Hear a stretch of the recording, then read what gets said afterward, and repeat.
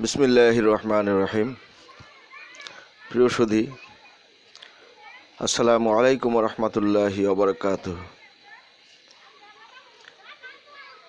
আজকের বিশ্বে আমরা একটি বিশেষ পরিস্থিতির মধ্য থেকে অতিক্রান্ত হচ্ছি, কিন্তু সে ব্যাপারে আমাদের অনেকেরই হয়তো বিশেষ কোনো জ্ঞান বা ধারণা থাকলেও সেটাকে আমলে নিচ্ছি না যে কোনো কারণে। আজকে আমরা দেখেছি ট্রাম্প সাহেবের যে ৩৯ তলা বিল্ডিং, জুয়ার যে ভবনটা, যেটা ইতিমধ্যে দেউলিয়া ঘোষণা করা হয়েছিল, সেটিকে কয়েক মুহূর্তের মধ্যে ডিনামাইট মেরে মাটির সাথে মিশিয়ে দেওয়া হয়েছে।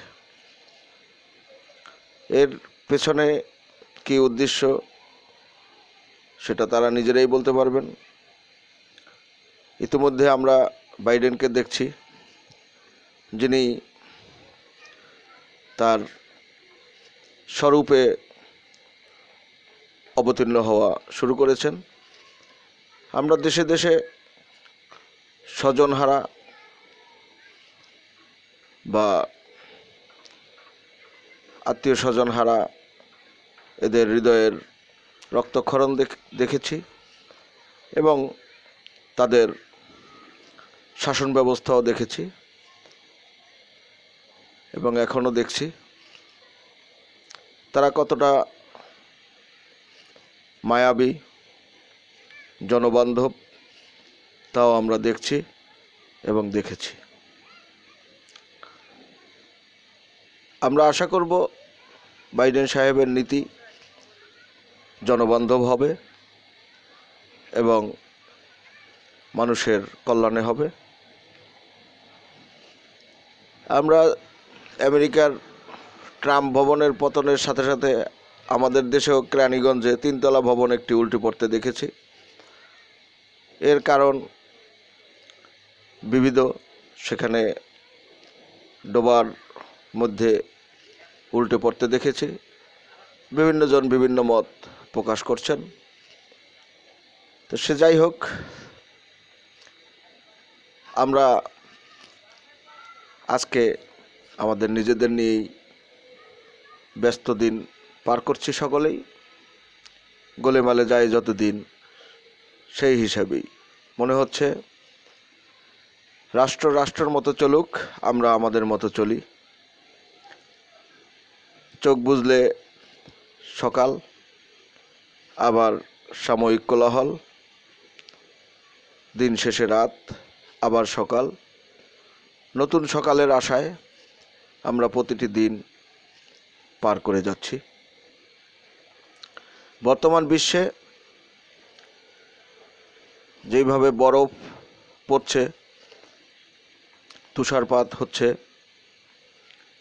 তাতে আমার প্রিয় নবী হজরত মুহাম্মদ সাল্লাল্লাহু আলাইহি সাল্লামের একটি ভবিষ্যৎবাণী বারবার মনে পড়ে যাচ্ছে, যে তোমরা যদি ইমাম মাহাদির আবির্ভাব হওয়ার খবর শোনো এবং বরফের মধ্যে দিয়ে ক্রলিং করেও যদি এসে তার হাতে বায়াত নিতে হয়, তাহলেও তোমরা এসে বায়াত গ্রহণ করো। তো বর্তমান বিশ্বে 1450 বছর পূর্বে কি হবে তা বোঝা, অনুধাবন করা মোটেই সম্ভবপর ছিল না, যেটি আমাদের প্রিয় নবী হজরত মুহাম্মদ সাল্লাল্লাহু আলাইহি সাল্লাম ভবিষ্যৎবাণী করেছেন। এবং মজার ব্যাপার হলো, বর্তমান বিশ্বে যে মরুভূমি নামে খ্যাত আরব কান্ট্রিজ, সেখানেও এখন বরফ এবং তুষারপাত। মনে হচ্ছে যেন ইউরোপের মতো কোনো একটি কান্ট্রিতে বরফপাত বা তুষারপাত হচ্ছে। আমাদের দৈনন্দিন জীবনে আমরা এতটাই ডুবে আছি বা মেতে আছি যেমন আমাদের দেশে একটি দল 13 বছর ধরে সরকারি ক্ষমতায় আছে এবং তারা সেবা দিয়ে যাচ্ছে, উন্নয়ন করে যাচ্ছে, যেটা সমালোচনা করলে বিরোধী দল বা দেশের উন্নয়ন চায় না এরকম একটি কথার সম্মুখীন হতে হয়। তা আমরা আসলে উন্নয়নের বুলি শুনতে শুনতে আমরা অতিষ্ঠ হয়ে যাচ্ছি। কারণ আমরা যখন দেখি একটি বৃহৎ জনগোষ্ঠীকে সকাল থেকে রাত পর্যন্ত পেটের ক্ষুধা নিবারণের জন্য, বাসস্থান এর আশ্রয়ের জন্য ছুটোছুটি করতে, দিবারাত্রি কায়িক পরিশ্রম করতে এবং স্বপ্নহারা, স্বপ্নে বিভোর একটি জাতি নতুন স্বপ্ন নিয়ে যখন একটি দিন শুরু করেন, তাদের হাহাকার এবং আহাজারি, তখন আমরা কয়েকটি ঝুলন্ত ব্রিজ, কালভার্ট ইত্যাদি দেখে আমরা হয়তো চোখের কিছুটা সাময়িক তৃপ্তি পাই, কিন্তু ক্ষুধার জ্বালায় যখন চোখ আমাদের ছলছল করে বা চোখে যখন জুনি করে অর্থাৎ জোনাকি, তখন আমাদের এই উন্নয়নটা ফিকে হয়ে যায়। আমরা জানি জাপান একটি উন্নত রাষ্ট্র, কিন্তু এই প্যান্ডেমিকের পরবর্তী অবস্থানে, যেখানে আগে তাদের আত্মহত্যার রেট ছিল 15%, এখন সেটি 70% গিয়ে দাঁড়িয়েছে। তো জাপানের মতো একটি দেশের অবস্থা যখন এই পর্যায়ে গিয়ে পৌঁছে, সেখানে আমাদের মতো একটি উন্নয়নশীল দেশের পরিস্থিতি যে কী হয় বা কী হতে পারে সেটি বলাই বাহুল্য। দ্রব্যমূল্যের দাম ইত্যাদি ইত্যাদি তো আর বলারই অপেক্ষা রাখে না। আমাদের বিগত 18 সালের নির্বাচনে জনাব কামাল হোসেন সাহেব, যিনি নির্বাচনে এসে খালেকের সাথে বিপুল ভোটের ব্যবধানে হারতেন, তিনি একটি আশার আলো দেখিয়ে আবার নব উদ্যমে বিএনপি তথা 4 দলীয় ঐক্যজোট তথা 20 দলীয় ঐক্যজোটকে নিয়ে মাঠ গরম করে একটি আশার বাণী দেখিয়েছিলেন, যেটি শেষ পর্যন্ত হালে পানি পায় নাই। বা তার কি উদ্দেশ্য ছিল বা অন্য কোনো উদ্দেশ্য ছিল কিনা সেটা আমরা আর খুঁজতেও যাইনি, আমরা ধরে নিয়েছি আমরা ব্যর্থ। এর পরবর্তীতে দেখলাম ভিপি নুরের আগমন, শুভেচ্ছা স্বাগতম জানিয়ে সকলে রাজপথে নেমে এসেছিলেন, তাকেও ইদানিং আমরা স্তিমিত হতে দেখেছি। এবং নানাবিধ কর্মকাণ্ডের মাধ্যমে কিছু সাবেক সেনা কর্মকর্তারা, যারা বিভিন্ন সময় বিভিন্ন জায়গা থেকে বিদেশে বসে প্রেসক্রিপশন দিচ্ছেন, খবর দিচ্ছেন, আমরা বিভিন্নভাবে শুনি এবং আবার নতুন করে আশার সঞ্চার করি, পরবর্তীতে আবার সেটিও ফিকে হয়ে যায়। আমাদের প্রশ্ন হলো, আওয়ামী লীগ ক্ষমতা থেকে যাবে, ক্ষমতাটা নিবে কে? দায়িত্বটা নেওয়ার মতো যোগ্য পার্টি একমাত্র যেটা লিডিং পয়েন্টে থাকার কথা সেটা হলো বিএনপি। তাদের অবস্থা হচ্ছে, আমাদের অবস্থা হচ্ছে, আমরা সেলফ ডিফেন্সে আছি।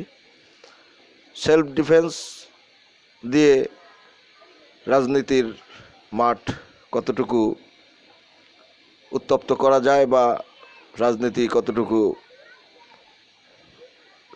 রাজনীতিতে সফলতা আনা যায় সেটি অনেকটা প্রশ্নবিদ্ধ ব্যাপার। আর অন্য কোনো ওয়ে তো আমরা আপাতত দেখছি না। আমরা ইদানিং দেখেছি আল জাজিরার একটি রিপোর্ট, যে রিপোর্টের মাধ্যমে, যেটা অবশ্য তারা একটা রুটিন ওয়ার্কেরই অংশ হিসাবে প্রকাশ করেছে, 2 বছর ধরেই তারা এরকম রিপোর্ট দিচ্ছেন, তাতে কিছু হচ্ছে বলে আমাদের মনে হচ্ছে না। তো মূলত যে ব্যাপারটা সেটা হলো, একটি রাষ্ট্র যখন তাদের মেধাবী ছাত্রনেতা বা মেধাবী জনগোষ্ঠীকে একটি গার্বেজে পরিণত করার যে প্রক্রিয়া সেটি চালায়, তাহলে তার উত্তরণের পথ কতটুকু সেটা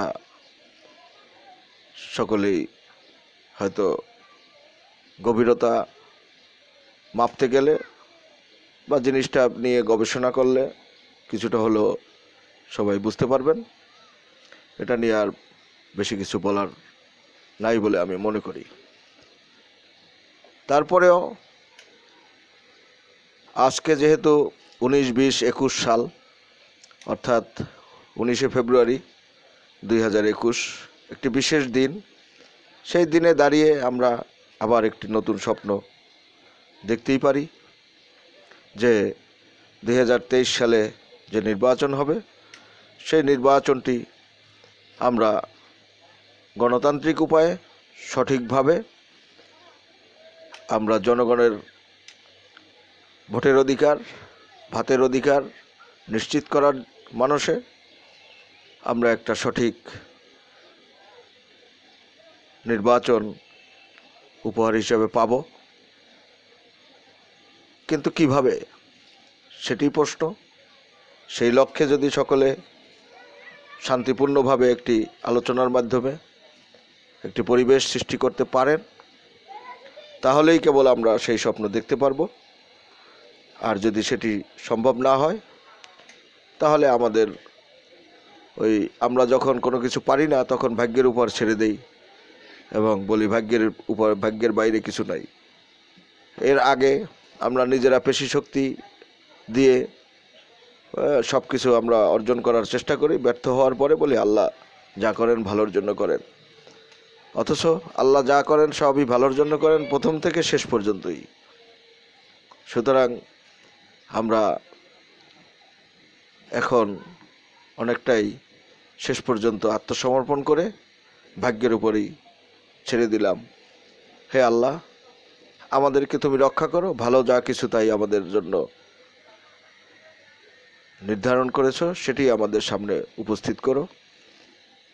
এবং আল্লাহর কাছে এই মিনতি রেখেই আপনাদের সকলকে ধন্যবাদ জানিয়ে আজকের মতো শেষ করছি।